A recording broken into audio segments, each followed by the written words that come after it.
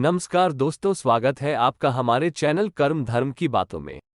महाभारत में कर्ण ने श्री कृष्ण से पूछा, मेरी मां ने मुझे जन्मते ही त्याग दिया, क्या ये मेरा अपराध था कि मेरा जन्म एक अवैध बच्चे के रूप में हुआ?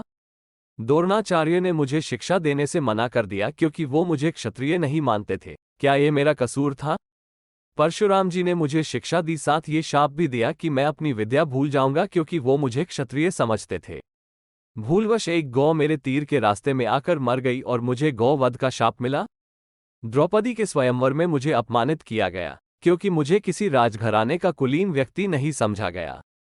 यहां तक कि मेरी माता कुंती ने भी मुझे अपना पुत्र होने का सच अपने दूसरे पुत्रों की रक्षा के लिए स्वीकारा।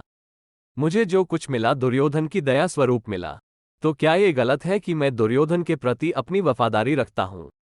श्री कृष्ण मंद मंद मुस्कुराते हुए बोले, कर्ण, मेरा जन्म जेल में हुआ था। मेरे पैदा होने से पहले मेरी मृत्यु मेरा इंतजार कर रही थी। जिस रात मेरा जन्म हुआ उसी रात मुझे मेरे माता पिता से अलग होना पड़ा। तुम्हारा बचपन रथों की धमक, घोड़ों की हिनहिनाहट और तीर कमानों के साए में गुजरा।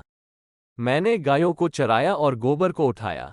जब मैं चल भी नहीं पाता था तो मेरे ऊपर प्राणघातक हमले हुए। कोई सेना नहीं, कोई शिक्षा नहीं, कोई गुरुकुल नहीं, कोई महल नहीं। मेरे मामा ने मुझे अपना सबसे बड़ा शत्रु समझा। जब तुम सब अपनी वीरता के लिए अपने गुरु व समाज से प्रशंसा पाते थे, उस समय मेरे पास शिक्षा भी नहीं थी।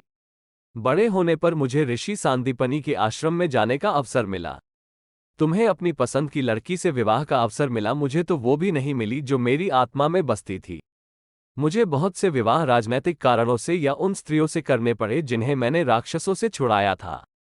जरासंध के प्रकोप के कारण मुझे अपने परिवार को यमुना से ले जाकर सुदूर प्रांत में समुद्र के किनारे बसाना पड़ा। दुनिया ने मुझे काय कहा। यदि दुर्योधन युद्ध जीत जाता तो विजय का श्रेय तुम्हें भी मिलता, लेकिन धर्मराज के युद्ध जीतने का श्रेय अर्जुन को मिला। मुझे कौरवों ने अपनी हार का उत्तरदायी समझ। हे कर्ण, किसी का भी जीवन चुनौतियों से रहित नहीं है। सबके जीवन में सब कुछ ठीक नहीं होता। कुछ कमियां अगर दुर्योधन में थी तो कुछ युधिष्ठिर में भी थी। सत्य क्या है और उचित क्या है, ये हम अपनी आत्मा की आवाज से स्वयं निर्धारित करते हैं। इस बात से कोई फर्क नहीं पड़ता कितनी बार हमारे साथ अन्याय होता है। इस बात से कोई फर्क नहीं पड़ता कितनी बार हमारा अपमान होता है। इस बात से कोई फर्क नहीं पड़ता कितनी बार हमारे अधिकारों का हनन होता है। फर्क सिर्फ इस बात से पड़ता है कि हम उन सब का सामना किस प्रकार करते हैं। हर किसी को जिंदगी चुनौतियां देती है, जिंदगी किसी के भी साथ न्याय नहीं करती।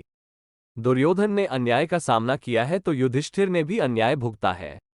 लेकिन सत्य धर्म क्या है ये तुम जानते हो। कोई बात नहीं अगर कितना ही अपमान हो, जो हमारा अधिकार है वो हमें ना मिल पाए। महत्व इस बात का है कि तुम उस समय उस संकट का सामना कैसे करते हो। रोना धोना बंद करो कर्ण, जिंदगी न्याय नहीं करती इसका मतलब यह नहीं होता कि तुम्हें अधर्म के पथ पर चलने की अनुमति है।